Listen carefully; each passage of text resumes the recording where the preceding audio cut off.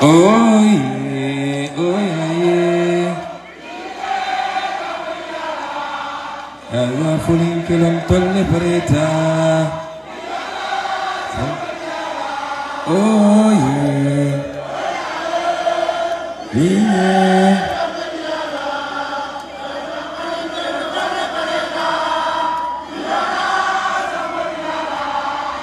Merci Bignona. Merci Bignona. Au nom de toute la conférence des leaders, Kati Bignona Nyomre Safu, Nyomre Salul, Nisaf Ningarka Safak, Nisen Ampam Amoram Atomam Imam Ousmane Fansou Bodja. Mana saflom Bignona pe kuyeku kunaraku kusekaku kukambanaku burom jomre saful Bignona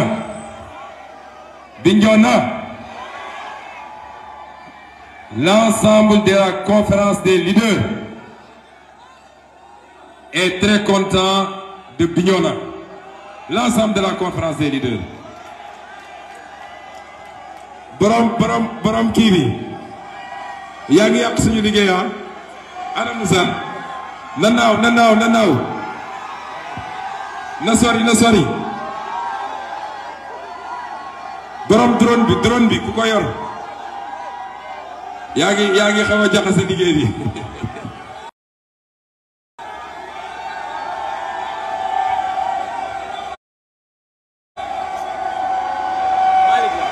Déthié Fall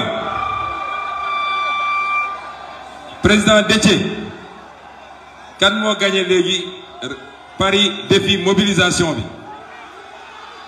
kan moo ko gagné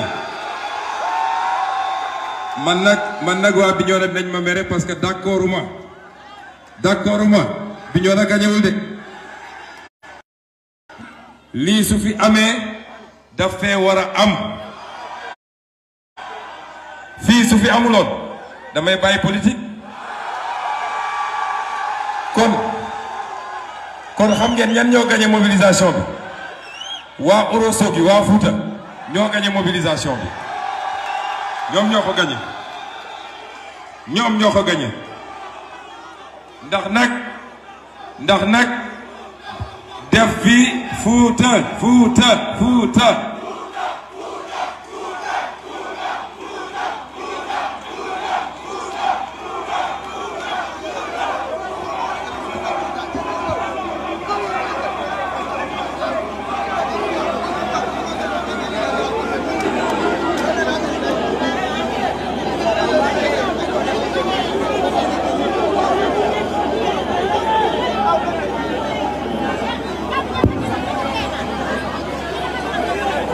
Excusez-nous pour l'interruption. Sama jabar moo ñëw di ma nuyu mooy jabaru sama turando feu Ousmane Badji xam nga am na léegi nu mu tuuti 80 ans waaye dafa ñëwoon di ma nuyu si sama jabar nag bu ñëwee j'interromps tout waxtaan ak moom ba noppi loola tax ma interrompre. Bignona dama ne waa Fouta ñoo gagné xam ngeen ndax lan dafa am zone yoo xam ne ci Sénégal def fa politique nekk fa opposant dafa xaw a métti trop dinañ la saaga dinañ la dóor dinañ la xas malgré tout gis ngeen cette jeunesse extrêmement déterminée du Fouta gis ngeen ces intellectuels du Fouta gis ngeen ces émigrés du Fouta qui ont compris que le discours extrêmement dangereux de Macky Sall nga xam ne nu muy def ba xaajale Sénégalais yi entre des ethnies entre des régions ñoom ñu comprendre loolu ne dañu d'accord ñu manipuler le Fouta ils sont là pour être membres et participer à des projets par rapport à des convictions et non pas parce que diw laa bokkal moo tax ma ne ñooñu ñoo jël le pari de la mobilisation je donne la première place au Fouta n'est-ce pas Déthié? Alors et je vais délivrer ici deux messages et c'est important. parce que ce sera peut-être notre dernier discours de campagne. Fii duñ fi yàgg parce que Déthié l'a dit, il nous reste moins de 4 heures de campagne. On doit aller jusqu'à Ziguinchor, remonter jusqu'à Goudomp et revenir terminer à Ziguinchor. Ça nous fait presque 150 km yu ñu war a def. Kon on ne peut pas durer ici. Mais étape bii bu amuloon sax yàqul dara ci victoire Bignona. Parce que vous, Bignona, vous avez très tôt compris. Depuis 2019, vous faites partie des départements qui ont tourné le dos à Macky Sall et à son système. Vous l'avez confirmé en 2022. C'est pas en 2022, 6 mois après avoir voté à plus de 60% pour la coalition Yewwi Askan Wi, c'est pas maintenant que vous allez revenir naan da ngeen di jox Benno Bokk Yaakaar une majorité ici à Bignona. Ça, ce n'est pas possible. Je félicite et je remercie nos amis de Wallu Sénégal, représentés ici par mon frère Tito Tamba. Et je souhaite la bienvenue au président Abdoulaye Wade, qui est au Sénégal à partir d'aujourd'hui pour venir yeggali campagne bi ak ñun et voter. Les deux messages que je vais adresser, benn bi, j'ai commencé. Vous, mes parents de Bignona et de Ziguinchor, de la Casamance de manière générale, vous avez vu Foukeloum Koubognilom Bogne, un audio, y a-t-il le candidat de Benno Bokk Yaakaar? Est-ce que tu janten ou janten? Ce qu'il a dit est dangereux. Est dangereux. Maintenant, Benno Bokk Yaakaar nekkatuñu seulement ci projet xaajale Sénégal entre des ethnies, entre des régions, waaye dañuy ñëw ci benn ethnie. Fii Casamance, entre les gens d'une même ethnie, d'une même zone, ñoom ñëpp nekk Joola, nga ñëw bëgg a def une distinction entre le Fogni, le Kalounaay, le Boulouf, le Fogni Kombo. Loolu mooy le régime de Macky Sall. Il n'y a pas plus dangereux que ça. Nous, on ne connaît pas ça. On n'a pas ce problème ici. Et dans notre parti, et dans tous nos partis. Elle est candidate. Elle est d'où? Elle n'est pas de Bignona. Elle n'est pas originaire du Fogni. Lui, il est candidat. Il n'est pas originaire du Boulouf. Le premier suppléant, il n'est pas originaire des Kalounaay. Nous ne connaissons pas ces détails-là. Bëgg am des cartes d'électeurs warul tax nga manipuler les gens. Moo tax mes parents du Fogni, si le Fogni a accusé un retard, comme tout le Sénégal nag, et comme toute la Casamance, c'est le fruit des politiques désastreuses de Macky Sall, mais c'est pas la faute du Boulouf ou du Kassa ou de n'importe quelle autre zone. Il faut pas accepter cela. Le deuxième message que je veux lancer à tous les Sénégalais maintenant, parce que c'est le dernier, peut-être. Demain, vous allez faire un appel aux Sénégalais. Nous sommes à moins de 48 heures d'une échéance extrêmement importante. Macky Sall, nous savons la stratégie. Macky Sall, sa stratégie, c'est la stratégie des grands électeurs. La campagne a commencé, je parle aux Sénégalais. Parce que nous nous filmons en direct. C'est la stratégie Macky Sall. La campagne a commencé, sa première stratégie, c'est faire les grands électeurs. Les grands électeurs. Mais grands électeurs, amatul Sénégal. Fi ku yaakaar ni da nga am benn mbooloo boo xam ne sa troupeau la foo leen wax ñu dem fa da ngay nax sa bopp. Les Sénégalais sont matures, ils sont éveillés, ils ont une conscience politique et ils choisiront en toute responsabilité. Macky Sall palais la toog njëkk na recevoir les jeunes Jakartaman parce que je l'ai dit, son seul projet pour la jeunesse sénégalaise c'est les Jakarta. Mu njëkk a recevoir les jeunes Jakartaman. Avant ça, il a commencé à débaucher des maires et des présidents de conseils départementaux de toutes les coalitions de l'opposition. Mu jóge foofu, il a commencé à recevoir des dignitaires religieux. Nous reconnaissons à tout citoyen le droit d'avoir son opinion, que tu sois religieux ou pas. Après, nous avons des dignitaires de Dakar. Nous avons nommé un conseiller du gouverneur de Dakar. Parce qu'il pensait que quand il fera ça, dina am waa Dakar dina mun a am l'électorat de Dakar loolu doyul mu woo les artisans chaque région woo na fa lu mat 10 ou 15 artisans qui représentent les fédérations d'artisans barki démb il les a reçus au palais et donc sa stratégie c'est quoi? Il pense qu'au Sénégal il y a des grands électeurs parce qu'il sait que peuple bi tourné na ko le dos et il se dit que si j'ai les grands électeurs ces gens-là vont drainer des électeurs qui vont voter. Grand électeur aujourd'hui moo mun a am lii fii à Bignona y en a pas. Et partout où on est passé au Sénégal c'est la même chose et c'est pourquoi li may wax sénégalais c'est ça le système dont j'ai toujours parlé. Chaque fois que le système est menacé ñiy bénéficier ci système bi yëpp ils vont se retrouver autour du président de la République pour fexe ba système bi desaat fi nu mu gën a yàggee et c'est sur le dos du peuple sénégalais qui a trop souffert et il faut barrer la route à ce système.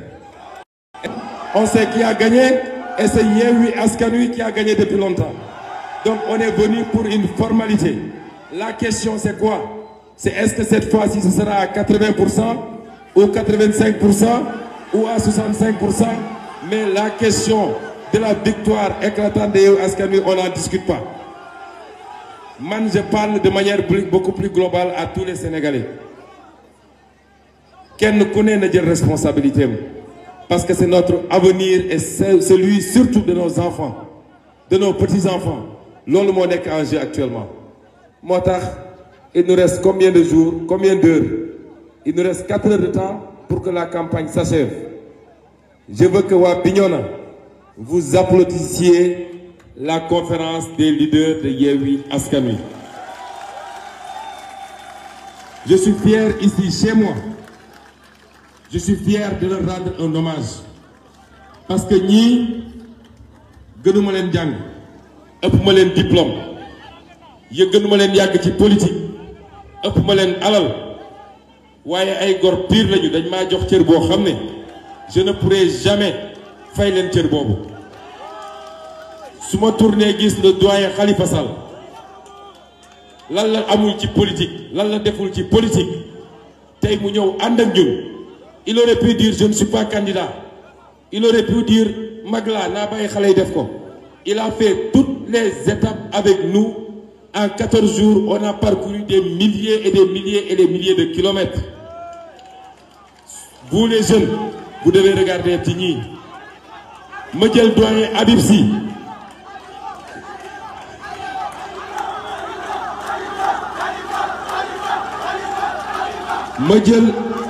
Ma jël son frère jumeau, le doyen Habib Sy.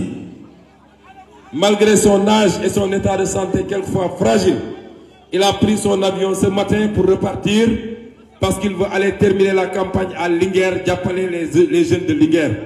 Ces gens-là, lu ñu waroon am ci politique yëpp am nañ ko. C'est pas des postes qui les font courir. Moo tax nous les jeunes, on n'a pas le droit de baisser les bras. Su ma jëlee notre maman nationale. Qu'est-ce qu'elle cherche en politique? Li waroon am yëpp am na ko. Et tous ces gens-là, Macky Sall les a écartés de la liste. Et ils sont là aujourd'hui, après 14 jours de campagne difficile, pour boucler avec nous en beauté. Si je prends notre mandataire national, Déthié Fall, vous le connaissez, qui a abattu un travail titanesque depuis présenté fii nga xam ne non seulement politiquement il est très engagé à nos côtés mais jël na ak xaalisam def ci jël ay otoom ambulance sax moo ñu ko jox l'ambulance qui suit le cortège ba pare toog fi mu toog yor kurusam di ñu ñaanal ci baatin kon ñooñu est-ce que ñun on a le droit de reculer su ma jëlee docteur Cheikh Tidiane Dièye vous le connaissez très bien qui est d'ici comme nous et qui a tout fait pour mobiliser un peu d'argent pour nous permettre de améliorer la logistique de campagne. Je peux prendre Moussa Tine, à l'Assemblée nationale, qui politique. Il faut chaque soir qu'il bouffe un peu de tchéré parce que c'est un bon serreur. Voyez, ma bëgg ngeen tàccul ma it ki nga xam ne moo leeral campagne bi moo illuminer la campagne fu ñu dem man booy tuuti ñu dóor ma à Kolda sax ne ma yéen a nëbb Maïmouna Bousso sortez Maïmouna Bousso nous voulons voir Maïmouna Bousso. Elle a enduré à côté de nous tous durant toute cette campagne-là. su ma jëlee kanati ci ñi nga xam ne jotuñoo teew pour d'autres raisons mais je veux parler de tous les leaders de Yewwi Askan Wi waaye Bignona vous m'aimez beaucoup n'est-ce pas vous m'aimez beaucoup est-ce que vous savez pourquoi je suis là à Bignona aujourd'hui man ak tous ces leaders-là est-ce que vous savez pourquoi je suis entier ici à Bignona je veux une motion spéciale dama bëgg ngeen tàccul ma la sécurité de l'intercoalition Yewwi Wallu je veux que ngeen tàccul ma leen je veux que non c'est trop faible je n'entends pas dama bëgg ngeen tàccu leen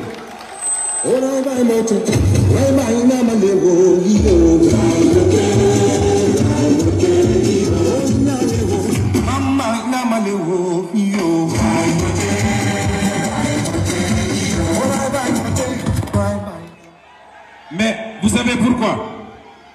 vous savez pourquoi gis ngeen ces jeunes-là si on leur paye chacun 10 millions fayaguñ leen lu jar la ñu def